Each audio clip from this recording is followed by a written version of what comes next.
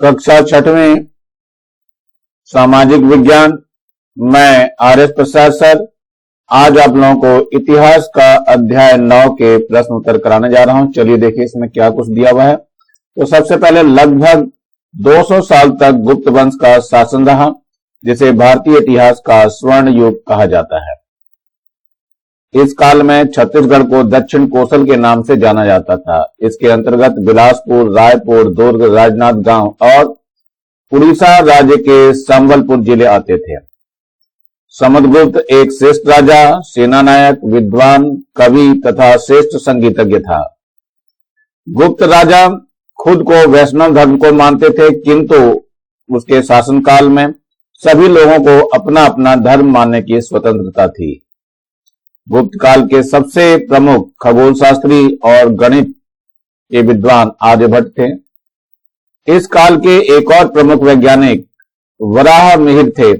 इन्होंने खगोल शास्त्र और फल ज्योतिषी भविष्य बताने का काम को जोड़ने का प्रयास किया। सही जोड़े बनाइए। इसमें देखिए सही जोड़े बनाना है। तो सबसे पहले है समुद्रगुप्त। इस पे नंबर डाल दीजिए, नंबर 1, नंबर 2, नंबर 3 और ये नंबर 4। इसमें ABCD डाल दीजिए। ये A हो गया, ये B हो गया और ये C हो गया और ये D हो गया है। तो समुद्रगुप्त क्या था? ये महान योद्धा था, जो कि ये C पर आएगा, यानी कि इसमें आपका 1 आ जाएगा। इसके बाद सिरपुर की बात करती हैं तो दक्षिण कोसल है, यानी D वाला आएगा, इसमें आपका 2 नंबर लिखा जाएगा। फिर है फायान। फायान तो बेचारा यात्री था, चीनी यात्री था, तो ये नंबर आपका A वाला आएगा सही। इसमें आपका 3 लिखा जाएगा। और फिर है वराह मिहिर। ये क्या था? ज्योतिषी था, इसकी जगह पे ये 4 लिखा जाएगा। और ये मैंने सामने भी लिख करके दे दिया, सही उत्तर आप सामने भी लिख लेंगे और इस तरह से आप लोग इसको कर सकते हैं। आगे बढ़ते हैं प्रश्न की तरफ। पंचतंत्र के लेखक का नाम क्या है? तो पंचतंत्र के लेखक विष्णु शर्मा हैं। आर्यभट्ट की पुस्तक का नाम क्या है?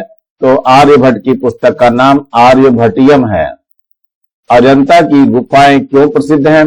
अजंता की गुफाओं के भित्तीय चित्र इस युग की चित्रकला के सर्वोत्तम उदाहरण हैं। ये चित्र महात्मा बुद्ध के जीवन से संबंधित कहानियों पर आधारित है। ये इतने ध्यान से बनाए गए हैं कि अभी भी सजीव दिखाई पड़ते हैं, इसलिए अजंता की गुफाएं प्रसिद्ध है।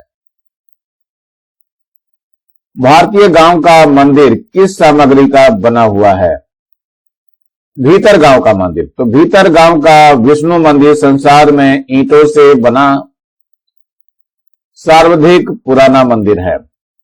किसने कहा कि पृथ्वी स्थिर नहीं है और अपनी धुरी पर घूमती है? तो आर्यभट्ट ने बताया कि पृथ्वी गेंद की तरह गोल है और अपनी धुरी पर घूमती है।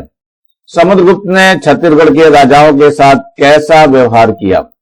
उत्तर है इसका, समुद्रगुप्त ने आर्यावर्त के राजाओं को हराकर उनके राज्यों को अपने राज्य में मिला लिया। इस तरह उसका राज्य बहुत बड़ा हो गया और वह उत्तर भारत का सबसे बड़ा राजा बन गया। लेकिन उसने दक्षिणापथ छत्तीसगढ़ के राजाओं को हराने के बाद भी उनका राज्य उन्हें लौटा दिया। इस प्रकार छत्तीसगढ़ के राजाओं के साथ उनका व्यवहार अच्छा था। गुप्त साम्राज्य के प्रशासन की विशेषता क्या थी?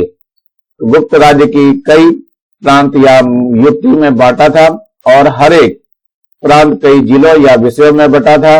इनका प्रशासन वहीं के स्थानीय लोग करते थे और राजा केवल कुछ महत्वपूर्ण बातों पर उन्हें आज्ञा देता था। गांव का प्रशासन गांव के महत्वपूर्ण लोगों की सभा करती थी। इस प्रकार गुप्त साम्राज्य के प्रशासन में स्थानीय लोगों की अधिक भूमिका थी।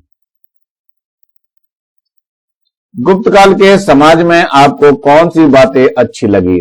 उत्तर है ये, गुप्त काल में समाज के लोग धनी और सुखी थे। उन पर लगान का अधिक बोझ नहीं था, न ही शासकीय रोक-टोक थी। यहाँ के लोग किसी जीव की हत्या नहीं करते थे, शराब नहीं पीते थे, प्याज व लहसुन को केवल चंडाल खाते थे। बौद्ध एवं ब्राह्मण आपस में शांतिपूर्वक रहते थे। लोग कानून का पालन करने वाले एवं ईमानदार थे। गुप्त काल के धर्म में ऐसी क्या बात थी जो गरीबों को अच्छी लग सकती थी? उत्तर है पुराने समय में यज्ञ आदि खर्चीले धार्मिक रिवाजों की जगह पूजा, व्रत और दान की सरल विधियों के बनने से गरीब तबके के लोग भी धार्मिक क्रियाओं में भाग लेने लगे। गुप्त राजा खुद तो वैष्णव धर्म को मानते थे, किंतु उनके शासनकाल में सभी लोगों को अपना अपना धर्म मानने की स्वतंत्रता थी। समुद्रगुप्त ने दूसरे राज्यों पर अधिकार करने के लिए कौन सी नीति अपनाई? समुद्रगुप्त गुप्त वंश का एक महत्वपूर्ण राजा था। उन दिनों शक्तिशाली राजा दूसरे राज्यों पर हमला करते थे। वे दूसरे राज्यों को अपने राज्य में मिलाना चाहते थे ताकि उनका अपना राज्य बड़ा हो और उन्हें ज्यादा से ज्यादा आमदनी हो। समुद्रगुप्त भी यही चाहता था। गुप्त वंश का सबसे प्रसिद्ध शासक कौन था? तो गुप्त वंश का सबसे प्रसिद्ध शासक समुद्रगुप्त था। वह कुशल शासक, कुशल प्रशासक एवं योग्य सेनापति भी था।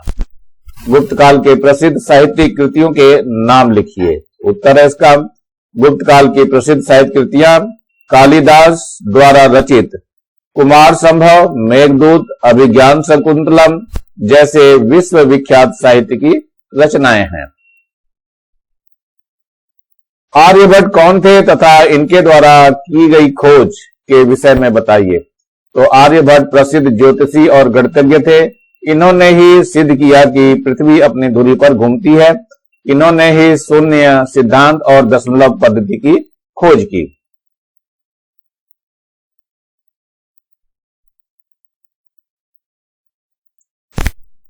गुप्त काल के प्रसिद्ध मंदिरों का विवरण दीजिए। गुप्त काल के समय कौन कौन से मंदिर थे उनका बताना है। तो ये गुप्त काल के प्रसिद्ध मंदिर कौन कौन से हैं? झांसी में स्थित है देवगढ़ का कौन सा है? दशावतार मंदिर। ये देवगढ़ में स्थित है बच्चों। दशावतार यानी 10 अवतारों को ये मंदिर बताता है। वह विदिशा स्थित उदयनगरी की गुफाएं, यानी विदिशा में ये गुफाएं हैं उदयगिरी, तथा कानपुर के पास भीतर गांव में बना विष्णु मंदिर। भीतर गांव में जो है कानपुर में है, ये क्या बना है? विष्णु मंदिर। संसार में ईंटों से बना सर्वाधिक पुराना मंदिर है। मतलब ये ईंटों से बना हुआ है और सबसे पुराना मंदिर बताया जाता है इसको, जो कि किसके काल में था? गुप्त काल में बना हुआ था। ये चलते आगे देखते हैं हम लोग। मूर्ति कला के 2 प्रमुख उदाहरण दीजिए। मूर्ति किसके बताना है? तो नंबर 1 मूर्तियां जो बनाई गई उसमें से तो नंबर पहली है सारनाथ की बुद्ध मूर्ति। यहाँ पर बुद्ध की बहुत बड़ी प्रतिमा बनी हुई है सारनाथ में, जिसको आप लोग कभी भी जाकर के देख सकते हो। आज भी वैसी ही दिखाई देती है जैसे उस टाइम बनाई गई थी। नंबर 2 में मथुरा की वर्धमान महावीर की मूर्ति। ये मथुरा में जो है वर्धमान की महामूर्ति, ये भी आज भी वैसी ही दिखाई देती जैसी जिस समय बनाई गई थी उस समय ये थी। अब अगला आता है छत्तीसगढ़ के पुराने 2 राज्यों के नाम बताइए। तो देखिए क्या क्या नाम है छत्तीसगढ़ के पुराने 2 राज्यों के नाम निम्नलिखित है। नंबर 1 क्या है? दक्षिण कोसल, जिसकी राजधानी सिरपुर थी। और नंबर 2 क्या है? महाकांतार है, जो वर्तमान बस्तर और उड़ीसा क्षेत्र में है। बच्चों ये लेसन समाप्त हो रहा है। नीचे लाल रंग का बटन दिखाई दे रहा है, इसको दबा के सब्सक्राइब कर लेंगे और मेरे चैनल को लाइक करेंगे, कमेंट्स जरूर करेंगे कि हाँ आप लोगों को कैसा दिखाई दे रहा है, ये कैसा लग रहा है चैनल, और मुझे क्या और नया सुधार करके देना है आप लोगों को। और ज्यादा से ज्यादा लोगों को शेयर करना, यानी ज्यादा बच्चों को शेयर करना, जिससे ज्यादा लोगों को फायदा पहुंच सके। और बेल आइकन को भी दबा लेना, जिससे कि मैं नया वीडियो डालूं तो उसका नोटिफिकेशन आप लोगों को मिल सके।